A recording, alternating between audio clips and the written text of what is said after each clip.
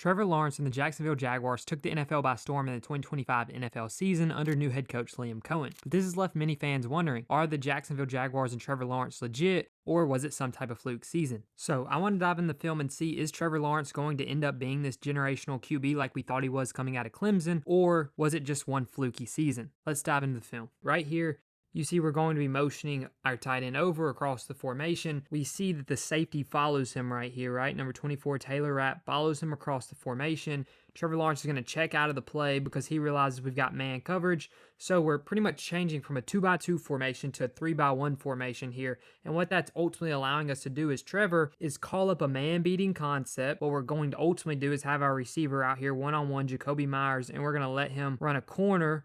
And then we're going to take everything and run across the formation, have Brian Thomas Jr. go on a go and take the safety out of it. And the reason I wanted to point this play out and start with this play is, one, that's a great football, right? Because we're making sure it's not in harm's way. We're hanging in there through the pressure and getting rid of it.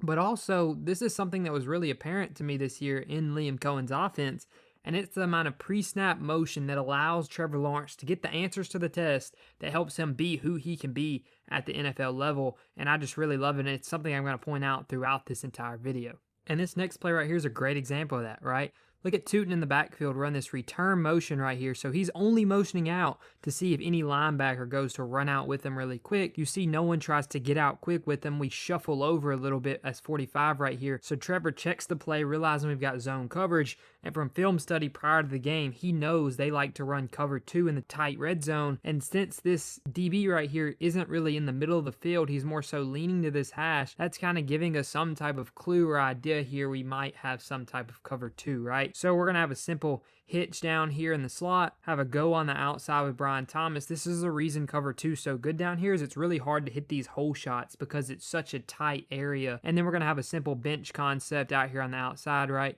Out with the corner, and we know if he flips his hips instantly, we're going to try to get the ball out to him on this hitch really quick, and that's exactly what Trevor does right here, right? Great job taking advantage of knowing pre-snap what the defense is in because you've got the answers to the test. Watch this next one. We're going to motion Travis Etienne into the backfield. We're starting out in this bunch empty formation. We're motioning over Travis Etienne, putting him in the backfield, so now they have to account for their run gaps because we can possibly run the football out of this. And then we're going to motion Jakobi Meyers across the formation and get back into that bunch look. And since he motioned him across, he knows we've got zone coverage. And since we have zone coverage, we know that someone is going to be responsible for this outside flat. We're guessing it's this guy, so we're going to be running a type of snag concept here. It's a little different, but it's something that's kind of been more of a recurrence in the NFL nowadays. And we're going to take a skinny post and go right here, and then we're going to run like a hook type of hitch with both of these receivers, and whoever this flat defender has to break hard on Brian Thomas Jr., and if he doesn't, we have a wide open touchdown. And on the backside over here,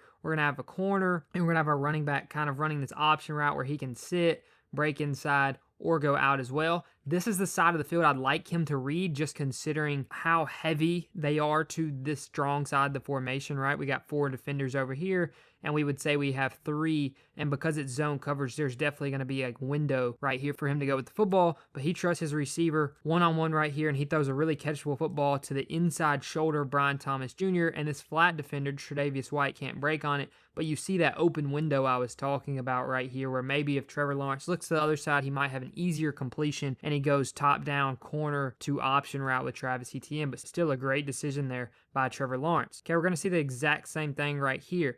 We're going to go to motion our tight end across, put him on a return motion. No one follows, so we know we've got zone coverage. Once again, we're just IDing stuff from the quarterback position. This is what we have to do at the NFL level. And what we're going to do right here is we're going to think pre-snap that they're in cover 2, right? And when we think pre-snap they're in cover 2, we're getting back to that bench type of concept where we're going corner out. You can call this smash, bench. Smash usually has a hitch, but we're kind of getting to that same look of flat and corner, trying to level off this flat defender. Well, the Bills actually rotate late into what would be considered cover 6 because we're getting too deep, and then we're playing cover 2 to this side of the field, and that ends up benefiting us just as much because it forces this linebacker to get out here. We throw it to his outside shoulder, let our receiver make a move, and we pick up an easy first down right here. Okay, right here on this next play, we're going to motion in Jakobi Meyers, get some type of C-gap insert right here, really popular in the NFL nowadays. And the reason we're doing that is because we see, if you notice right here, when the corner, Tre'Davious White, follows him in, watch Trevor's eyes look over there. He's like, yep, we got him man coverage. What we're going to ultimately do right here is we're just going to go across the formation against man, and we're going to give ourselves an opportunity to beat man coverage right here. You get the natural pick by Brian Thomas because the receivers are stacked at the bottom of your screen, right? He releases vertical, takes both the corners out of it, and Parker Washington, he needs to do a better job here flattening this out, but we want to throw him flat and put it on his body so this ball can't be broken up, and that's exactly what Trevor Lawrence does right here. Like I said, Parker Washington has to get more flat on this crosser, but still a great football. Great job evading the pressure in the backfield right here, right? The running back's having to block up a unblocked safety right here. We slide up in the pocket, put the football right on him. That's a great job right there. The next thing I want to talk about, though, with Trevor Lawrence that I noticed in this game and throughout the season is how much better of a job he did getting through his read progressions, right? So look at this right here. This is what we would probably call a pro set by some offensive terminology, right? Single wide receivers on the outside. You're in a balanced formation right here. We're in gun. You see he checks the play there. And when he checks this play, once again, we're going against a too high shell, but it looks like they're buzzing down into what looks to be cover 3 maybe. Who really knows? This safety might just have a responsibility to play any in-breaking route underneath. We're going once again with this bench concept, right? Quick out and corner. We can throw this corner right here if we're on time to it. But instead, Trevor doesn't like it, knows that he has a hook defender right here who's responsible, based on this concept, for guarding both the running back and the tight end breaking out, because Brian Thomas Jr. is taught to release and run at this outside shoulder of this DB to keep him flipping his hips and running with him, right? So when he realizes that, gets through his progressions and hits the running back for an easy completion. No need to put a ball in a tight window, even though this definitely would have been open. It's a really far, really difficult throw. Why not just take the 4-yard check down and get a free first down? And let's look at it from this angle too. Watch his eyes get through everything on the field right here. Right, quickly looks to his right, says, nah, I don't like it. That throw is difficult. Okay, I'm going to get back to my running back because we've got too many guys for them to guard on this side of the field. Okay, next one right here. Same exact thing. We're going to have, once again, a snag type of concept right here, right? You get the hitch, you get the flat from the running back, you get the corner from the tight end. That's super clustered. Bills do a great job passing it off. Okay, reset our eyes, get to the backside, and throw our dig right here.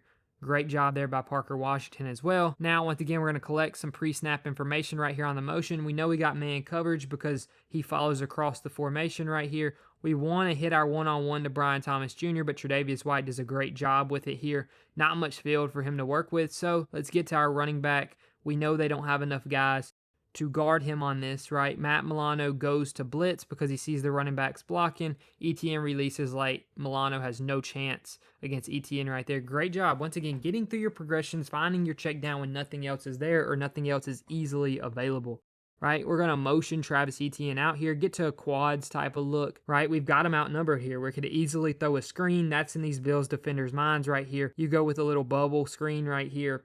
You got 3 blockers, running backs out in space, so they're going to tighten down on this, you're going to notice here. And when they do, they're going to retreat late, and that tells us, hey, we still got them outnumbered right here. Let's take the check down. Let's not force anything down the field. That's what I love, right?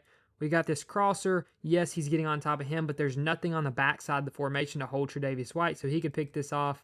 Brian Thomas Jr. is not going to get open right here because this linebacker sunk into the window. Let's just take our check down. Let's play an elite level of quarterbacking in the NFL. And then something else to take note of, and I think this is probably the most important thing, and it's the only reason I still have a little bit of hesitancy about Trevor Lawrence, but I think he's going to take a step with it this next season, only get better and better at it. It's his hesitancy and his timidness to throw over the middle with anticipation, right? He does a great job of it outside the numbers, which I'll show you in a second, but when he's throwing over the middle, he likes to see things get open like they did in college, and that caused him to almost wait a second before throwing it, and it can get him into trouble from time to time, right? So you see here, we're in this doubles formation right here, stacked on both sides, and we're going to be running a really good zone beater right here, right? So what we're trying to do here is we're trying to take Jakobi Meyers, let him run over the middle, let this linebacker's eyes get on him, maybe bite down on it. We're trying to take our tight end, and then we're trying to put him in the hole shot right here to keep this corner backing up and keep this safety out of the play so that we can hit this kind of bend route on top of the linebackers in this window. Extremely tight window, but it's something that if we can see pre-snap, we need to get our eyes over here, make this linebacker flip his hips and lean towards this side of the formation, and then we need to get back over here and we need to zip that ball in immediately. Well, watch Trevor Lawrence here. Instead of throwing it now like he probably should, he waits. Now it's coming out of his hands and it's too late and it's an interception, right? Now I want to look at it from the end zone view and show, like, we get our head around here, great. Now 45 is looking over here. We need to step and ball needs to be out right now. We need to be throwing this ball right into this window right now. Waits another half second. Now gets rid of it and it's just too late, right? It's something where he's trying to see it open up. He's trying to make sure that Milano doesn't drift into that window, but we've just got to trust what we're seeing. We've got to trust the concept that's been called up, and we got to fire the football in there. And man, if this pick doesn't happen, who knows what this football game looks like. Here, watch that same type of return motion from our running back right there. Realize no one's following him. We got zone coverage, checking the play, doing a great job doing that. But watch, we're once again going to be hesitant. Watch this tight end right here. Our read is to say if this corner flips his hips and runs with the receiver, we instantly hit the tight end. Now, if he kind of squats once he flips his hips, we want to put it on the inside shoulder. So we want to put it right here so he can catch it and turn upfield instead of getting laid out on the outside. But what we ultimately want to do here is Trevor Lawrence is get to this back foot, either hit him quick, or if the linebacker follows him, Matt Milano, we want to hit this window right here to Jakobi Meyers. Instead, hangs on to it, gets nervous, doesn't like it, and goes to run, takes a 2-yard sack. Right, something really minor, but once again, it's something that just pops up, how he can be timid on these tighter window throws sometimes, and it causes him to hesitate, and if he did want to throw it now, it's too late anyway, right? And then right here, same exact thing. We're going to be ultimately seeing that the Bills right here look to be in a cover 3 type of formation right here. How do we know that? Well, one, outside leverage, keyed in on the quarterback's eyes right here from the outside corner, and then one high safety is the big thing, with another safety who's already buzzed down. We know it's probably some type of cover 3, especially if we've got outside leverage with both the corners and both their eyes being on the quarterback. Okay, so as a QB, we have to see that, and we have to say, okay, when we're running a concept specifically to beat this, which is going to ultimately be a seam and to go on the outside, right? This would be 4 verticals. We have to take advantage of this 4 verticals concept and anticipate the throw. We've got to hit our back foot right here, and we got to lay this ball up on the 10, drive it in there, pick up an easy first down, maybe even a touchdown. Instead, Trevor waits to see if it gets open and then goes to throw it, and it's almost picked off and jump. Right? That's just something where, once again, over the middle, he wants to see things get open. Ball should be out of our hand right here, and we should be lasering it on the 10 over the DB's head who's playing the hook curl.